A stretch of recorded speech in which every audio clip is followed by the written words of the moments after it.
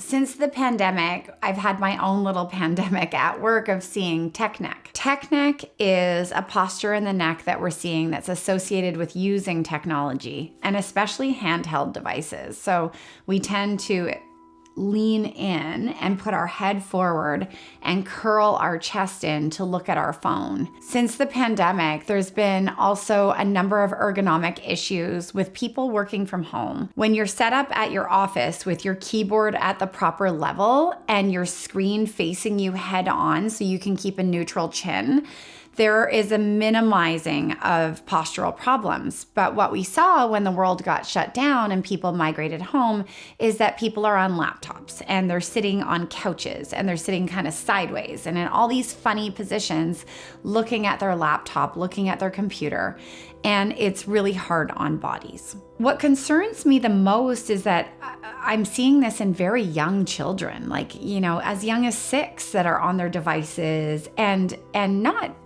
even the parent's fault when you've been put in a position where your child needs to be educated on a piece of technology rather than in school, which we saw in some of the months. The shoulders get rounded forward, the upper back gets rounded, the chin gets elevated, and the ears translate forward of the shoulder. What we want to do here is to think about lengthening.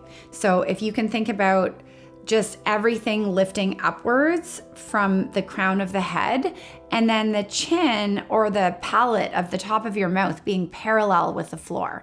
If you've got your chin tilted, it really compresses a little area at the back of the head called the suboccipitals, and this can create headaches. Other things that can happen from tech neck are actually nausea and dizziness, because the nerves that live in your neck that tell you where your position is in space are disrupted when the muscles in the neck get tight and the ear is in a malposition all of the time. Tech neck is something that is a pandemic to the pandemic and something you can correct by just getting yourself in a good position when you're using technology. Reduce the use of your phone. Definitely your phone is not the place you want to be long time use on answering emails or doing your work. You want to be able to have your shoulders relaxed, your arms on a keyboard that is lower, your screen is facing so that your chin can stay parallel to the floor and your eyes have an easeful amount of strain. So not too far away and not too close.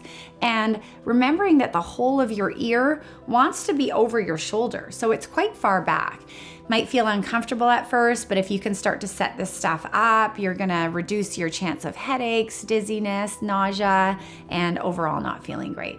The posture that we like to receive the world in is open, right? We understand that good communication and listening is really through body language as well. So if you've got relaxed arms, your chest is open, you're looking at someone and you're engaged, there's a lot better reception for them of that you're listening to what they're saying, and there's better reception for you of being open and engaged in the conversation.